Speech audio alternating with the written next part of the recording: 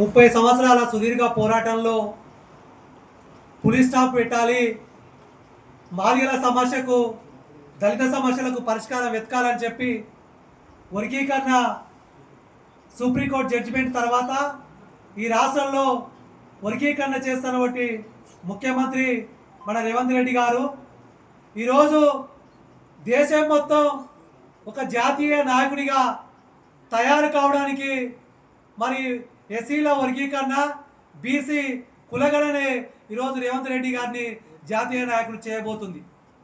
ఈరోజు ఈ రాష్ట్రంలో మాలామాదిగల అన్నదమ్ములు ఉన్నటువంటి ఈ ఇద్దరి కులాలు మరి ఈరోజు కేజీ సత్యమూర్తి తోట శిష్యరికం తీసుకున్నటువంటి కృష్ణమాది గారు ఈరోజు మాలామాదిగల్ని ఎప్పుడు జీవితంలో కలుపుకున్నటువంటి శత్రువులుగా తయారు చేసినటువంటి కుట్ర జరుగుతుంది.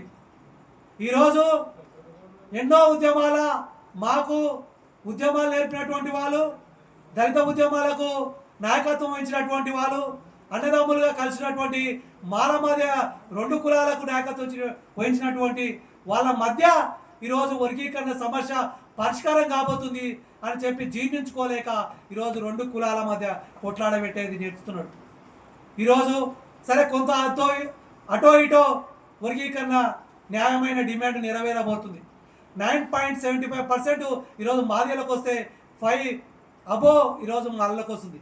సరే జస్ట్ అటో ఇటో వర్గీకరణ జరుగుతుంది.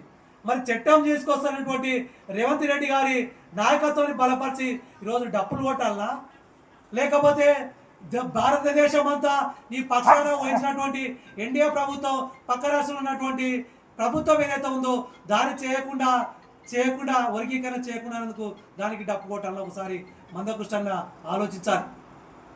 మరి నీ గురువే కేజీ సత్యమూర్తి బాల మాదిగా ఉద్యమాలను అన్నదమ్ముల ముందుకు తీసుకుపోతూ కారంచెడు, చుండూరు, పదిరికుప్పం, వేంపెంట ఇలా అనేక పోరాటాలు చెప్పుకుంటూ పోతే మాలమాదిగలు ఇద్దరు కలిసే నాయకత్వం వహించి ఉద్యమాల పాల్గొనడం జరిగింది. వాళ్ళ మీద దాడులు జరిగినప్పుడు మమ్మల్ని కడుపులో పెట్టుకొని చూసుకున్నారు.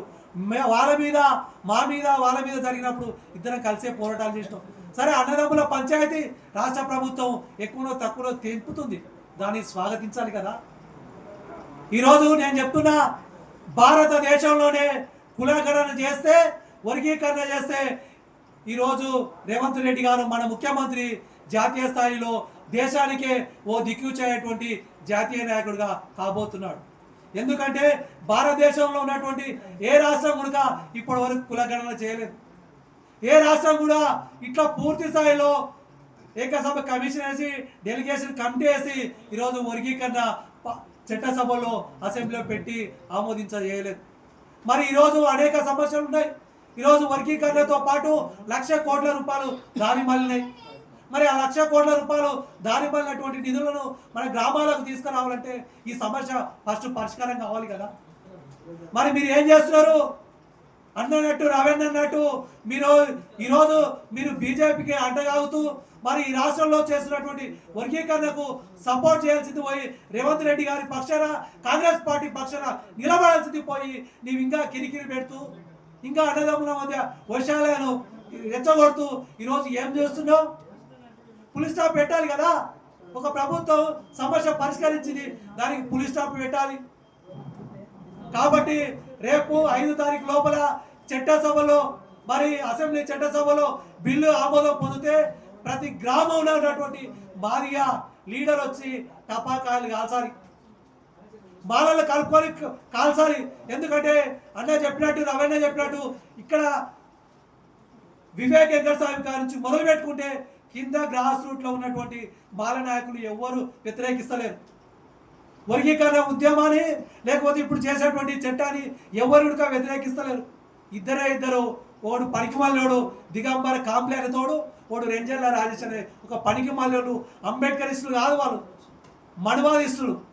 మనువాదాన్ని తలకెత్తుకొని తిరుగుతున్నటువంటి అంబేద్కర్ ముసుగులో ఉన్నటువంటి ఇద్దరు వ్యతిరేకిస్తున్నారు. వాళ్ళిద్దరిని ఈ రాష్ట్రం నుంచి, ఈ దేశం నుంచి బహిష్కరించాలి. ఈరోజు సమస్య పరిష్కారానికి ఒక మార్గం చెప్తుంది. అన్నట్టు ఈడ 9.75% వస్తుంటే మరి ఆంధ్రాలో ఎందుకు అడుగుతలేవు? నువ్వు ఉద్యమాలు స్టార్ట్ చేసినటువంటి ఈదుముడి గ్రామంలో వర్గీకరణ జనాభా అమాష ప్రకారం మా జనాభా ఇంత ఉంది, మా జనాభా ప్రకారం మాకు రావాలని ఎందుకు అడుగుతారని నేను కుష్టమాది అని ప్రశ్నిస్తున్నా. బాబాసాహెబ్ అంబేద్కర్ గారు సపరేట్ ఎలక్టరేట్ సపరేట్ సెటిల్మెంట్ కొట్టన్నప్పుడు మరి గాంధీ గారు ఎర్రవాడ దాంట్లో దీక్ష చేస్తే పూనా ఫ్యాక్ట్ ఒప్పుకోవడం జరిగింది. మాలమాదిగ పంచాయతీలో కొంచెం అటో ఇటో అయితే ఈ రాష్ట్ర ప్రభుత్వం ఒప్పుకుంటుంది, ఇక్కడ ఉన్నటువంటి మాదిగ మేధావులు ఒప్పుకుంటారు, మాల మేధావులు ఒప్పుకుంటారు. అరే ఇన్నేళ్ళ 30 ఏళ్ళ సుదీర్ఘ పోరాటంలో ఎక్కడో ఒక దగ్గర ఈ సమస్య ఫుల్ స్టాప్ కావాలని కోరుకుంటున్నారు. ఈ రాష్ట్రంలో ఉన్నటువంటి మాలమాదిగలు కుల సంఘాలు అందరూ కోరుకుంటున్నారు. కానీ కోరుకొని ఏకైక వ్యక్తి మందకృష్ణ మాదిగ. ఇప్పటికైనా నువ్వు ఈ సమస్యకు పరిష్కారం వెతికేటప్పుడు ప్రభుత్వం చూస్తుంది, దానికి నువ్వు మద్దతు ఇవ్వు, లేదంటే మౌనంగా ఉండు. కానీ మాదిగలు రెచ్చగొట్టే పని చేయకు. ఆ గ్రూపుని ఈ గ్రూపులు కలపాలని ఇంకో గ్రూపులు కలపాలని ఇంకా వైషమ్యాలు రెచ్చగొడుతున్నావు. ఇది మంచి పద్ధతి కాదు, ఇది మానుకోవాలి కృష్ణన్న, ఇది మంచి పద్ధతి కాదు. ఈ సమస్యకు పరిష్కారం దొరుకుతుంది. ఈ రాష్ట్ర ప్రభుత్వం మాదిగ జాతి మొత్తము రేవంత్ రెడ్డి గారిని గుండెలో పెట్టి చూసుకుంటారు. రేవంత్ రెడ్డి గారిని మళ్ళొక్కసారి ముఖ్యమంత్రి చేయడానికి మాదిగ జాతి తన వంతు కర్తవ్యంగా కృషి చేస్తారని తెలియజేస్తున్నా. జై భీమ్, జై భారత్.